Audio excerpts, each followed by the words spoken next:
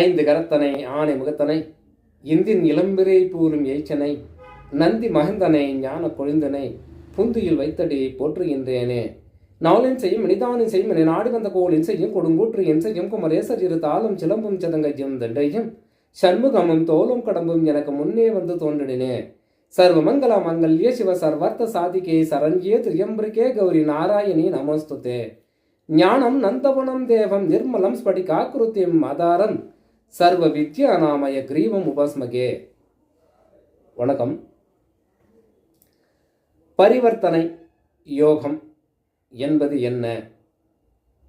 இந்த யோகங்களின் மூலமாக அந்த ஜாதகனுக்கு சுப பலன்களோ அல்லது அசுப பலன்களை ஏற்படுத்துமா அப்படின்னா அவர்களுடைய ஜாதகத்தை ஆராய வேண்டும். பொதுவான பலன்களாக இந்த பரிவர்த்தனை யோகம் என்பது மிக சிறப்பான பலன்களை தரும் என்பதுதான் பொது பலன். அப்போ பரிவர்த்தனை அப்படின்னா என்ன? உதாரணமாக மேச ராசியில் சூரியன் இருந்தும் சிம்ம ராசியிலே செவ்வாய் இருப்பதும் மீன ராசியிலே சூரியன் இருந்தும் சிம்மத்திலே குரு இருப்பதும் ரிஷப ராசியிலே சனி பகவான் இருப்பதும் கும்ப மகரத்தில் சுக்கிரன் இருப்பதும் அதே போல கடக ராசியிலே குரு இருப்பதும் தனுசு மீனத்திலே சந்திரன் இருப்பதும் இவை எல்லாமே பரிவர்த்தனை யோகங்களாக கருதப்படுகிறது. ஏன்னா இவர் வீட்டில் அவர் உட்காந்துருப்பாரு, அவர் வீட்டில் இவர் உட்காந்துருப்பாரு. இப்போ உதாரணம் சொன்னால் தான் நல்லா விளக்கம் புரியும். இல்லைன்னா பரிவர்த்தனை என்னன்னு தெரியாது. அப்படிப்பட்டவங்களுக்கு இப்படி சொன்னால் புரியும். அப்போ அந்த யோகங்கள் எந்த யோகங்கள்? பரிவர்த்தனை யோகங்களின் மூலமாக சுப பலன்களைத்தான் ஏற்படுத்தும் என்பது பொதுவான பலன்களாக நாம் பார்க்கிறோம் ஜோதிடத்தில். அப்போ சூரியனும், உதாரணத்துக்கு சொல்கிறேன், சூரியனும் புதனும் பரிவர்த்தனை அடைந்தால் அந்த ஜாதகருக்கு, ஆணோ பெண்ணோ யார் வேணாலும் இருக்கட்டும், ஜனனகால ஜாதகத்திலே ஒருவருக்கு சூரியனும் புதனும் பரிவர்த்தனை ஏற்பட்டு தசா புத்திகள் நடத்தினால் அந்த ஜாதகர்களுக்கு சுப பலன்களை ஏற்படுத்தும் அந்த தசா புத்தி காலங்கள் பொதுவான கருத்து. அப்போ இந்த முறையிலே இருப்பவர்கள்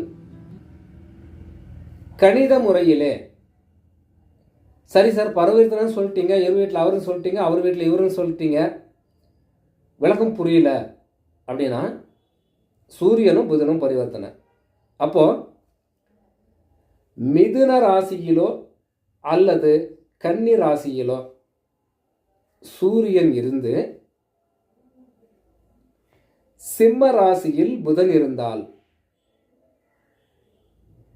சிம்ம ராசியில் புதன் இருந்தால்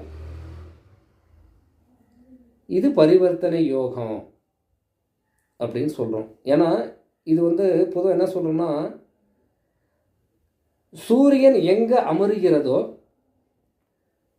அந்த இடத்துல தான் புதனும் சேர்ந்து பெரும்பாலும் ஒரே வீட்டில் தான் இருப்பாங்க.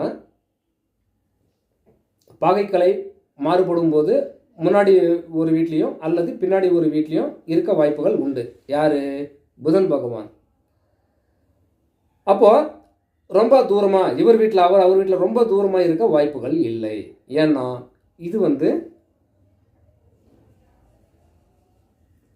சுக்கிரனும் புதனும் சூரியனும் உள்வட்ட கிரகங்களாக ஜோதிடத்தில் குறிப்பிடுது. சுக்கிரன் கூட ஒரு சில ஜாதகங்களில் 3 வீடு கூட தள்ளி இருக்கும், ஏதோ ஒரு ஜாதகம் அப்படி இருக்கும். இந்த 3 கிரகங்களுமே ஒன்றை ஒன்று தொடர்பு கொண்டு தான் இருக்கும். இது உள்வட்ட கிரகங்களாக கருதப்படுகிறது. இருக்கட்டும். அப்போ இந்த சூரியனும் புதனும் பரிவர்த்தனை அடைந்த கிரகங்கள் தசாபுத்தி நடத்தி ஒரு ஜாதகத்தில் இருக்க ஒரு ஜாதகனுக்குன்னா கணிதத்துறையிலும் வியாபாரத்துறையிலும் நுண்ணறிவு படைத்தவர்களாக இருக்க வாய்ப்புகள் உண்டு. அப்போ புள்ளி விவரமாக பேசுவாங்க, புள்ளி விவரமாக சிந்திப்பார்கள். கணக்கில் இவங்களை அடிக்க யாருமே இல்லை, அந்த மாதிரி இருப்பாங்க. அப்போது கணிதத்துறையிலே பேரும் புகழும் அடைந்திருப்பவர்களை ஜாதகங்களை ஆராய்ந்தோமானால் இந்த பரிவர்த்தனை யோகங்கள் அவர்களுடைய ஜாதகங்களிலே இருக்கும் அப்படின்னு சொல்லலாம். அதே போல ஏதோ ஒரு விஷயத்தை சாதிக்க வேண்டும் என்ற எண்ணமும் திறமையும் இந்த ஜாதகர்களுக்கு உண்டு. எந்த புலமைத் திறமை,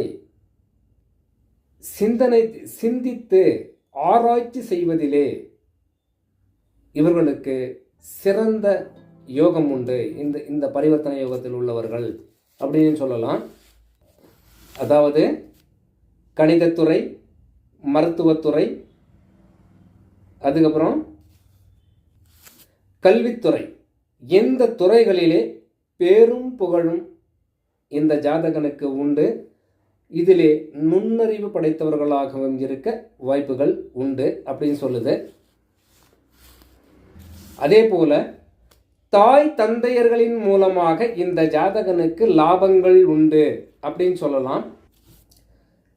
கல்வித்துறையில், வியாபாரத்துறையில், தொழில் சம்பந்தப்பட்ட விஷயத்தில் இந்த ஜாதகனுக்கு குறைபாடுகள் இருக்க வாய்ப்புகள் இல்லை.